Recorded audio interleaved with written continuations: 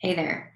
So today we're going to talk about one thing that is very important for the success of e-commerce.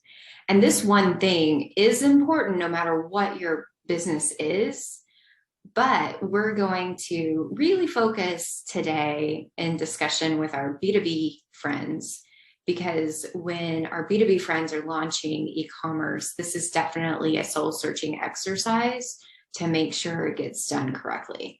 So what are we talking about? We are talking about creating a strong value proposition. Let's have a little heart to heart.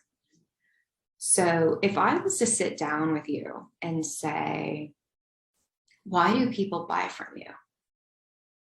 I'm really curious in a gut check or show of hands on how many of you would say things like, well, because of the service that we provide, or because of the expertise of our team, or because of the relationships of our salespeople.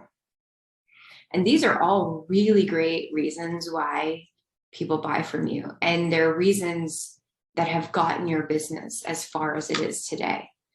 But when you consider launching e-commerce and really going into a digital capacity, and then also just in general, when you consider the turnover and just the change in general that's happening in your client side and within your sales team even, it's really important to nail this down.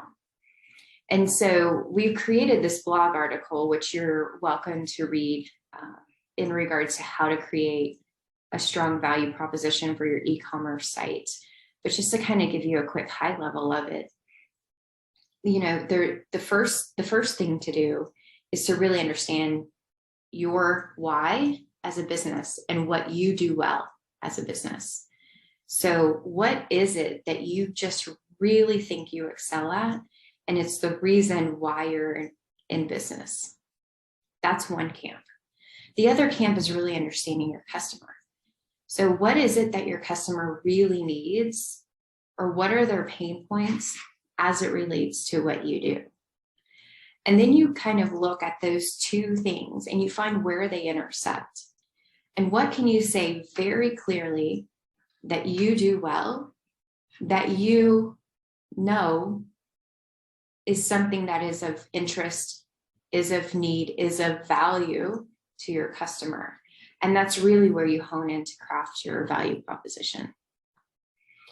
And so when you craft this and you understand it clearly, the next thing you need to do is really is look at your site and look at your communications to say, how do we communicate this across our site?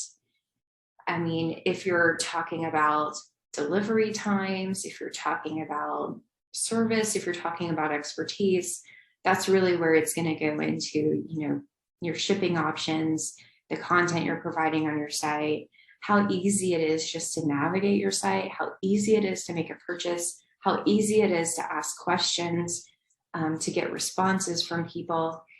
If you're talking about, you know, something else, just making sure you're looking at your category pages, your product pages, and the additional offerings throughout it, just to make sure it's telling that story. And then also look at your competition. Your competition is, when you get online, is both the competition that it was today before you launched, you know, the top 5 people you're often against, but then it's also your digital competition. So who else is showing up for the type of terms or the type of products that you sell? And you might all of a sudden find yourself having more competitors.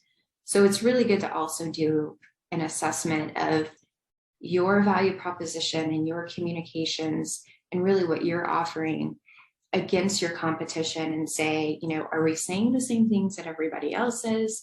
Are we really finding our white space where we're saying something different that really is going to resonate and mean something? And kind of put that on the board too. And once you kind of work through those exercises, then you can find, you know, where you're going to land with your communications and making sure that's really clear to your customer. And of course, you can always test and you can always change and you can always evolve, making sure you're finding the clearest way to communicate. So that's our tip for today. And definitely encourage you to read the blog to find out more details behind this. Hopefully this is helpful, and we look forward to talking to you again soon.